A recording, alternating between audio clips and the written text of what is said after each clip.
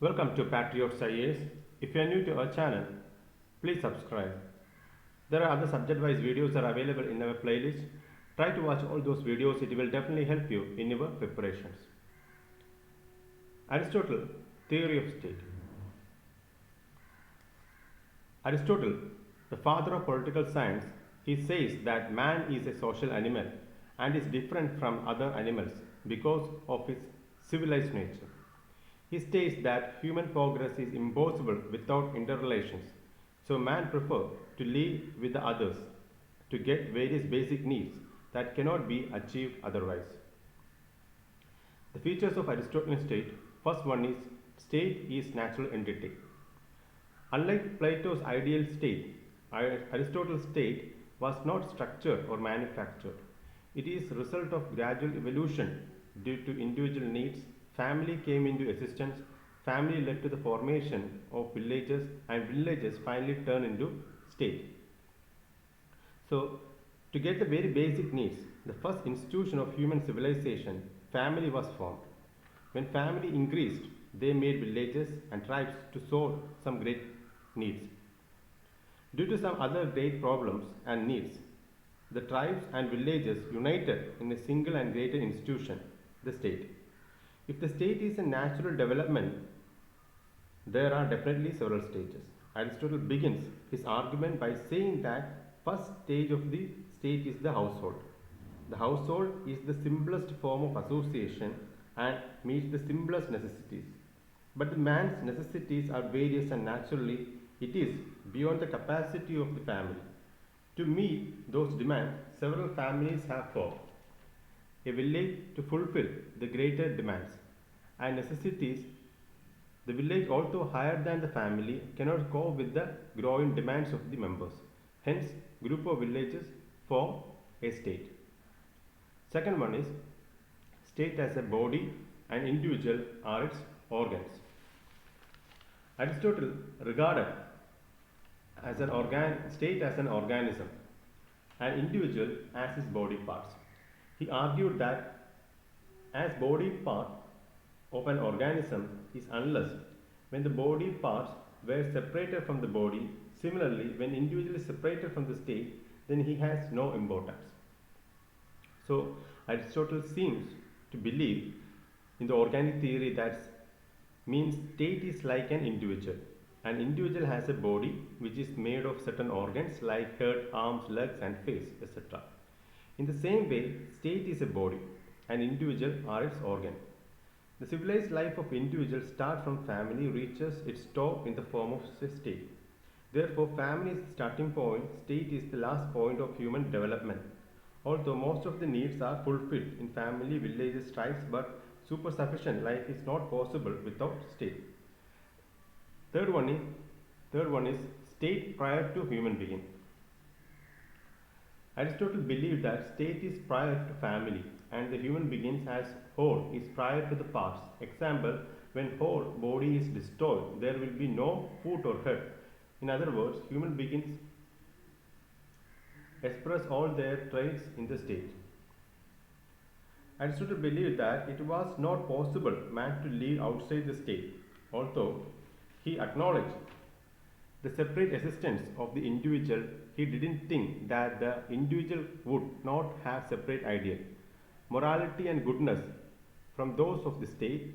The individual, according to Aristotle, can achieve these qualities only through the membership of or subordination of the state.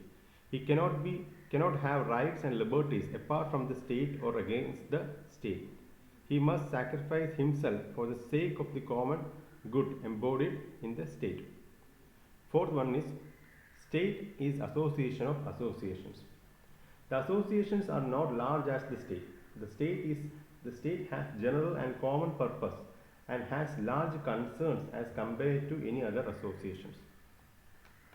The state, according to Aristotle, is not an ordinary community. It is the highest of all communities and naturally its purpose shall be the highest or supreme. It is thus evident that like all association, the state is an association, but its purpose is different from that of other association. Again, it is not an ordinary association. It enjoys the highest rank or position in the society or social structure.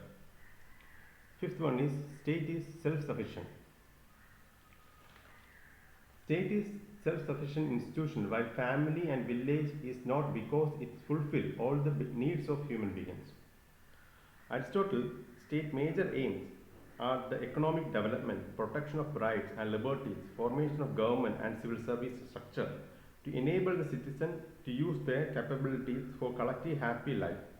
The territory of the state should or should be all producing, so that the state has all things to be in need of nothing, which is called sufficiency. It should enable as residents to live liberally so that they can enjoy leisure. Sixth one is state is unity in diversity. For Aristotle, the state is not a uniformity, but it is one of that brings all diversity together. Seventh one is state is based on rule of law. Aristotle gave the importance to the law as it is result of collective wisdom. He didn't believe in the rule of philosophy or knowledge. The state exists for the sake of good life and not life only. Some of the character features we have discussed. The state is not structured by growing gradually like a tree. State is prior to individual. It is an association of association. It is like a human organism. It is self-sufficing institution. Aristotle, like Plato, rejects contractual theory of state, rejects sophist theory. State is not a uniformity, but unity in diversity. Aristotle's statement related to state: man is by nature a political animal. State come into existence for the sake of life and continues for the sake of good life. One can live without state is either a beast or god, but cannot be human being or man. State is the highest of all association. State is a uniform of families and villages. But a state exists for the sake of good life and not for the sake of life only. The polis provides the economic prerequisites of morality. The process of production and distribution that the polis makes possible therefore have no moral as well as economic dimensions. The polis provides the educational condition upon the cultivation and realization of moral virtue depend. State is contested concept. There are different schools of thoughts, institution of the state. For idealists like Plato and Aristotle, state is necessary for the good life and prior to man. For classical liberals, state is unnecessary evils. For anarchists, state is unnecessary evil. For classical liberals, state is necessary evil. For anarchists, state is unnecessary evil. Gandhi says state is a soulless machine. Next is Aristotle's theory of law. Law is reason without passion. Aristotle gave his concept in his theory of law and criticizes Plato's theory of philosopher king. Philosopher king absolute, where Plato gives absolute power to philosopher king, because Aristotle doesn't support the idea of giving absolute power to philosopher king or anyone, because according to him philosopher king is utopia and it will turn into a tyrant. According to Aristotle, there should not be rule of philosopher king, but there should be rule of law. Aristotle justification of rule of law. Rule of law represents limitation on the power of executive. Executive has to act according to rule of law, cannot act arbitrarily.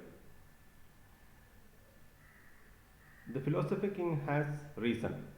The rule of law and rule of reason are same. Not only rule of law and the rule of reason are same. At the same time, rule of law has some additional benefits also. How law and reasons are same? Both have similar purpose, that to guide what person should do and shouldn't. The only difference is that the reason is inward. The reason is inward and in soul.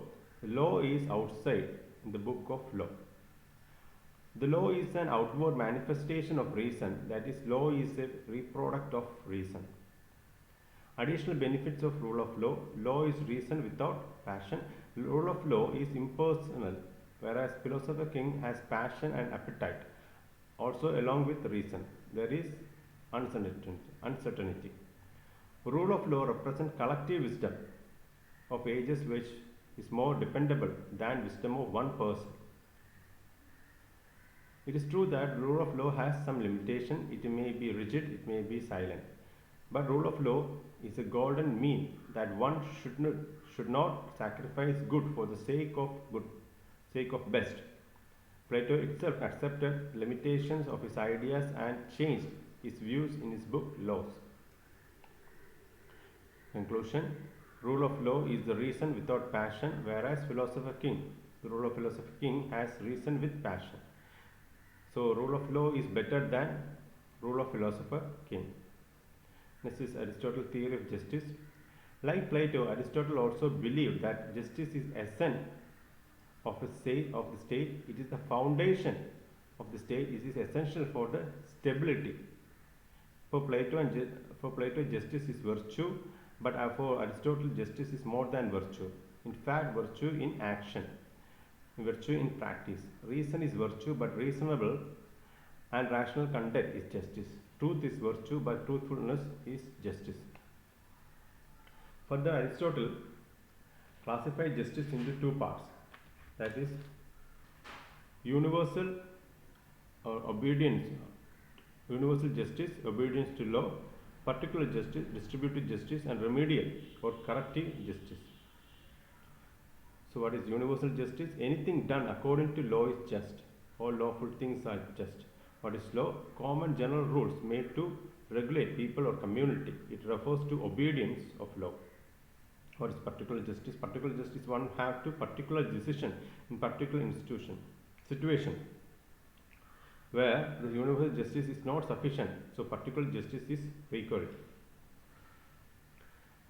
So particular justice are classified into two, that is distributive justice and remedial or corrective justice. So what is? Let's talk about the distributive justice. It is essentially related with distribution of honor, rewards, and functions. However, distribution is not based on the absolute equality. Aristotle is in opinion of proportional equality. That is, distribution of honor, rewards, and function must be done on the basis of talent. Aristotle advocates the principle of equal should be treated equally and unequal should be treated unequally.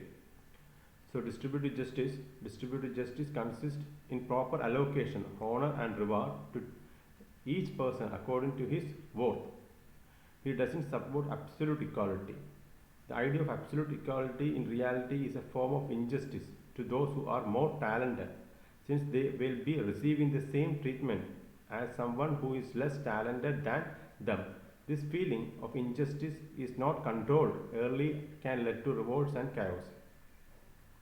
Distributive justice assigns to every man his due according to his contribution to the society. Distributive justice is identified with proportionate equality, equal treatment for equals and unequal treatment for unequal. According to Aristotle, justice demands that persons who are equal possess equal merit or ought to be treated equally. If a state go for discrimination against the person who deserve to be treated equally, such person will be tempted to go against the state. Aristotle doesn't support absolute equality. Absolute equality will be injustice if the person who is more talented or meritorious. If states will give equal treatment to more meritorious and less meritorious, it will give rise to feelings of injustice. Feeling of injustice will also lead to revolution and seditions. He supports the meritocratic society. Next is about the corrective, remedial or corrective justice. It is essentially related with award of punishment for the violation of law. Here, Aristotle is in favor of following the absolute equality. In distributive justice, it's not absolute equality, but in the remedial or corrective justice is absolute equality. Everyone in the society should be punished equally for the violation of law. Although this justice, life, honor, property, and security of individuals are ensured. The remedial justice is delivered irrespective of merit and status. Thus, it is based on absolute equality. Right. So, corrective justice takes no account of the position of parties concerned, but simply secures equality between two by taking away from the advantage of one and adding it to the disadvantage of the other, giving justice to one who has been denied, and inflicting punishment to one who has denied others their justice. In this, equality before law is followed. Comparison of notion of justice as given by Plato and Aristotle. Plato's justice is the performance of one's duty to the best of one's abilities and capacities. For Aristotle, justice is reward in proportion to what one contributes. Plato's justice is related to duties. It is duty oriented, whereas Aristotle's justice is related to rights. It is right oriented. Plato's theory of justice is moral and philosophical, and that of Aristotle is legal. Both the conception of distributive justice for Plato that mean individual excellence and performance of one's duty, while Aristotle it mean what people deserve, the right to receive. Plato's justice is spiritual, whereas Aristotle's justice is practical, that it is the virtue in action, goodness in practice. Plato's justice is related to one's inner self, that is what comes straight from the soul. Aristotle's justice is related to man's action, that is with his external activities. Criticism of Aristotle's justice.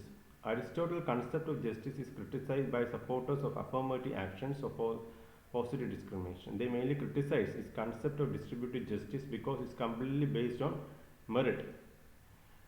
When Aristotle says treating equals equally and unequal unequally, he is trying to say states should discriminate among the individuals on the basis of their merit.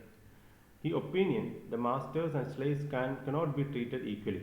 If a state do so, it will inculcate the feeling of injustice within master class, which finally result into revolution. Hence, Aristotle is the supporter of meritocratic society. The merit can be one criteria of justice. However, it can't be sole criteria of justice. Thus, thinkers like John Rawls discarded Aristotle's concept of justice. For Rawls, justice is unfair. For Rawls, justice is fairness. This is Aristotle's theory of constitution. Aristotle has distributed by prevailing instability of government in his contemporary Greek city-states. He sought to develop a model constitution that would ensure political stability. He gave the theory of constitution after studying 158 constitution inside the Greece. Silent features of his theories. Aristotle doesn't make difference in constitution, state and government. Constitution, state and government are equal according to Aristotle. Aristotle's classification of constitution, number of people ruling, one, few or many. Purpose of ruling. If the ruling for interest of people, that is normal form. If the ruling for self-interest, that perverted form. Aristotle's classification of constitution, dominant characteristic, forms of government, normal form, that is ruling for the interest of the people, and prevented for the self-interest. Rule of one, that monarchy, normal form, prevented for rule for the self-interest, that tyranny. Rule of few, normal form, aristocracy, ruling for the interest of the people. Oligarchy, prevented for ruling for the self-interest. Rule of many, normal form, polity, ruling for the interest of the people. Democracy, prevented for form, ruling for the self-interest. Right. So, cycle of change of government. Change is law of nature. Monarchy turns into tyranny, tyranny then aristocracy, aristocracy to oligarchy, oligarchy to polity, then democracy, and finally to monarchy. So, monarchy was good under normal conditions, but in the absence of effective control over absolute power of monarch, it degenerates into tyranny because power and virtue cannot coexist. Tyranny was followed by a rebellion by chosen few who overthrew it or set up aristocracy. But in the absence of effective control on their power, aristocracy degenerated into oligarchy. In due course, the large number arose against its replace it many polity. But when the rule of large should start seeking self-interest, polity generated into democracy. This was eventually overthrown by a single virtuous man who is set up monarchy in its place. This marked the beginning of new cycle of change. The best form of government, constitution, state, monarchy, the rule of philosopher king. It is the best but not best practicable. Its practical form will be tyranny because absolute power corrupts. Best practical form of government, polity, the rule of many but not so many, is the rule of middle class. Second worst form of government, democracy, it is the rule of many ignorant powers, result into emergence of demagogue leaders which make people fools. Worst form of government, that's tyranny. This is about Aristotle's theory of revolution. Aristotle realized political instability in Greek states was because of frequent revolution in those states. So he gave theory of revolution where he explained causes and remedies of revolution. Before giving his theory, he didn't exhaustive study. He did exhaustive study on the causes of revolution. He studied 158 constitution. In the book 5 of Politics, he discussed the causes and cures of revolutions. Aristotle's idea of revolution, he is a conservative, not comfortable with change. So even a slight change in governance, he calls it as revolution. The general idea of revolution, complete overthrow of the system, normally it is violent change. Causes of revolution, particular cause and general cause. Aristotle, particular cause for the general revolution. First one is monarchy, revolution due to family conspiracy and jealousy, etc. Aristocracy and oligarchy, revolution due to conspiracy by poor, etc. Democracy, conspiracy of rich against poor, corrupt leaders. General causes, inequality. Inequality leads to feeling of injustice which leads to revolution. Inequality may be real or imaginary. Passion for power and privileges, fearlessness and corruption of ruling class, extreme inequalities of income and wealth, rivalries among different sections. Sudden inflow of foreigners, if ruling class ignores small changes, if the state rewards those who don't deserve, if state doesn't reward who deserves.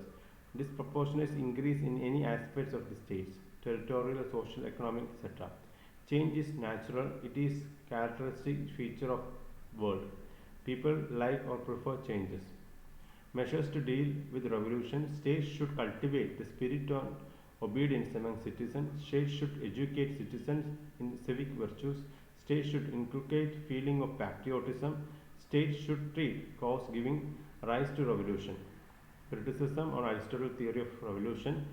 He has given a very narrow meaning of revolution. Political change only doesn't call revolution.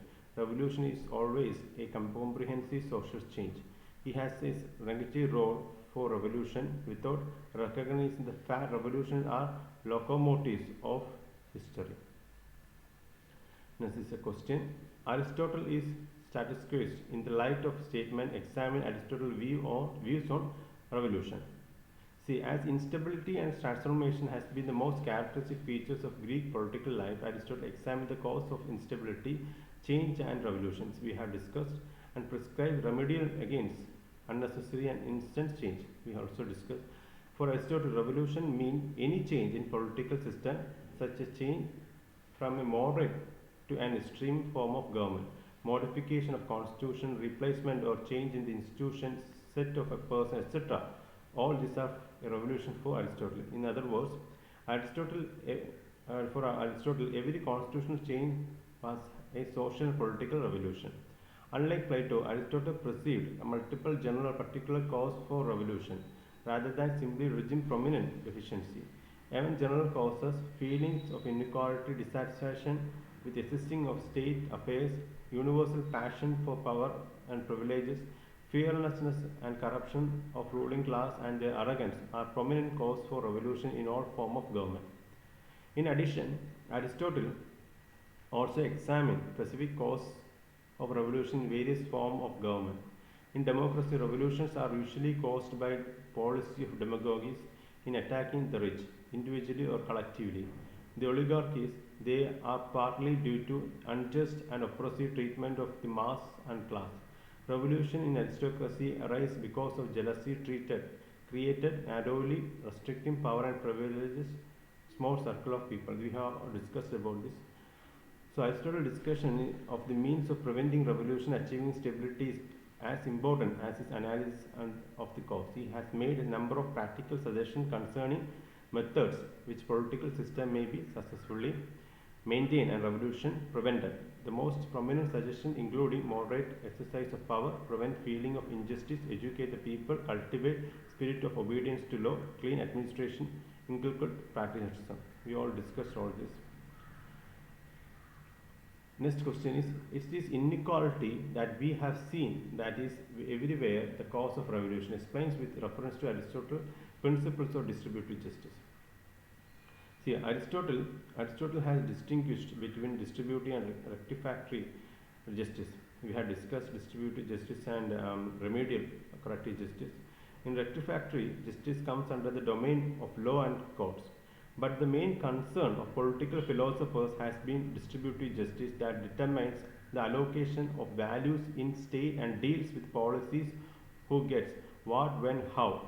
Distributive justice, as per Aristotle, means that offices and wealth, rewards and dues were distributed among different social classes according to their contribution based on merit, defined in accordance with the spirit of the constitution.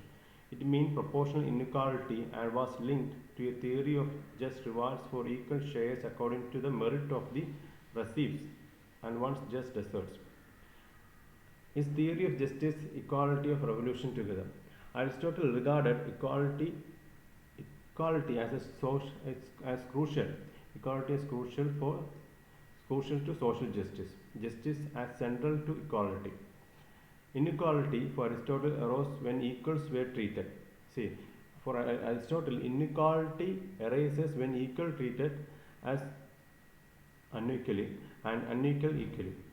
Application of his theory can also be seen in the theory of slavery. It would be unjust if treat the masters having reason and courage and slaves lacking it as equals. However, according to Aristotle, any distributions in proportionate equality cause revolt. Aristotle has done a exhaustive study of revolution and found that the commonest cause of feeling inequalities. According to him, inequality is generally at the bottom of internal warfare in states. We have discussed these points. What we have not discussed is this. Aristotle regarded equality as crucial to social justice and justice as the center to equality. Inequality for Aristotle arose when equals were treated unequally and unequally equal. Application of his theory can also be seen in the theory of slavery. It would be unjust if treat the masters having reason and courage and slaves lacking it as equal. Aristotle, being a functionalist, is concerned about the stability of the political system. It is in the context that he stresses on the idea of distributive justice to prevent the feeling of inequality breeding in the society, which further leads to resentiments against the state and ultimately causes revolution. So all about Aristotle. If you like the video, please subscribe our channel. Please share the video with your friends. There are other subject-wise videos that are available in our playlist. Try to watch all those videos. It will definitely help you in your preparations. Thanks for watching.